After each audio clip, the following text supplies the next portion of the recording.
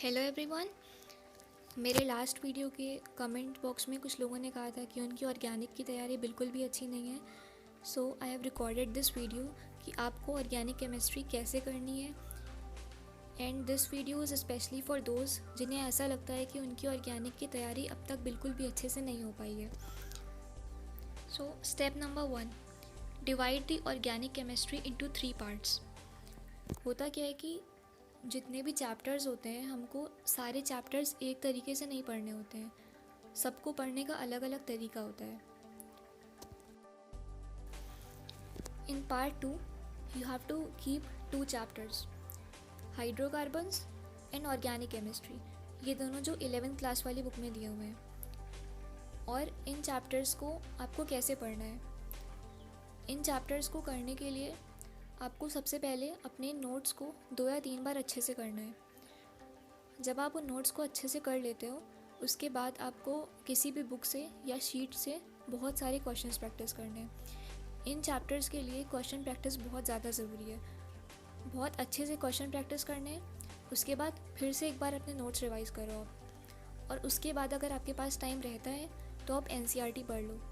और अगर ज़्यादा टाइम नहीं है, थोड़ा टाइम है, तो आप NCERT के रिएक्शंस देख लो और उसमें जो एग्जांपल्स दिए हुए हैं वो सॉल्व कर लो।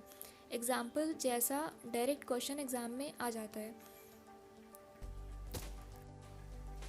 Now in part 2 you have to keep these chapters, haloalkane and haloarene, alcohol, phenol and ether, aldehyde, ketone and carboxylic acid and amines.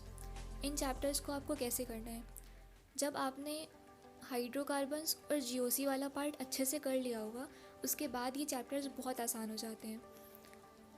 इन चैप्टर्स को करने के लिए NCERT बहुत इंपॉर्टेंट है। इन चैप्टर्स के लिए NCERT से डायरेक्ट रिएक्शंस, एकदम डायरेक्ट रिएक्शंस उठा के एग्ज़ाम में दे देते हैं। तो NCERT की जितनी भी रिएक्शंस हैं इन चैप्टर्स में वो आपको करनी है।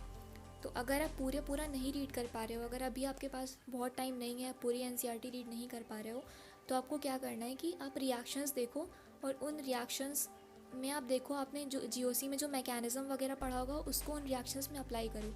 आप खुद से अपने दिमाग में सोचो कि ये कौन सी रिएक्शन है, इसमें क्या हो रहा है। और अगर आप नहीं समझ आ रहा है आपको तो आप बुक में देख लो जो थ्योरी लिखी हुई है, लेकिन वो रिएक्शंस बहुत अच्छे से करना बहुत ज़रूरी है क्योंकि एग्ज़ाम में बहुत सारी रिएक्शंस डायरेक्टली आती हैं।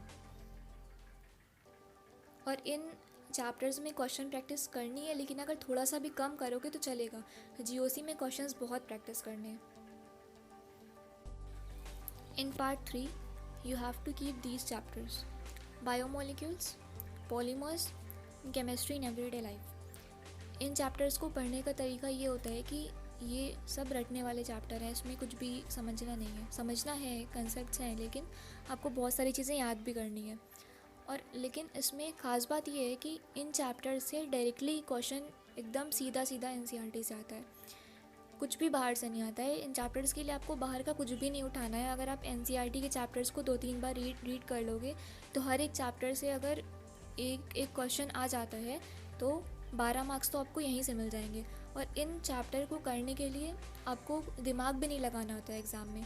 तो अगर आपने ये चैप्टर्स अच्छे से किए हैं और आपने फ़ौरन 3 क्वेश्चन जल्दी सॉल्व कर लिए तो आपका कॉन्फिडेंस भी बढ़ेगा और आपको बहुत सारा टाइम भी बचेगा, जिस टाइम को आप अपने टफ़ क्वेश्चंस में लगा सकते हो। तो इन चैप्टर्स को बिल्कुल भी अवॉइड नहीं करना है, इनको बहुत अच्छे से पढ़ना है। अब जिन बच्चों को रटने में प्रॉब्लम आती है तो मैं कहूँगी कि जो चीज़ें रटने वाली हैं, जहाँ से क्वेश्चंस बन सकते हैं इन चैप्टर में, आप उनको हाईलाइट करो और उनको बार बार रिवाइज़ करो। पूरे चैप्टर को बार बार रिवाइज़ नहीं कर सकते, उतना टाइम नहीं है लास्ट टाइम में। एक बार पूरा चैप्टर पढ़ो, उसके बाद जो याद करने वाली चीज़ें हैं उनको हाईलाइट करो, उनको बार बार रिवाइज़ करो और अपने वॉल पे स्टिक कर सकते हो।